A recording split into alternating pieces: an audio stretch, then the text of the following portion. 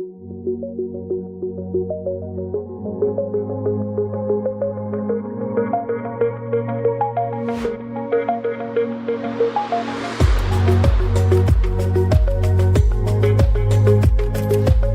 Dollars का microwave 20 litre में fitting करने के लिए सिंपल ये मैनुअल है। ये लो मिड हाई आप इसको किसी भी पॉइंट पे भी आप रख सकते हैं। जितना आप इसको हाई रखेंगे उतना ही ये जल्दी हीटिंग करेगा। मिड पे रखेंगे वो दरमियाना हीट करेगा। अगर उसको स्लो करना चाहे स्लो हीट करेगा। और साथ इसका ये टाइमर दिया हुआ है, जितने टाइम पे आप इसको खाना गर्म करना चाहें आप रख सकते हैं। टोटल इसका वाट आता है 700 वाट।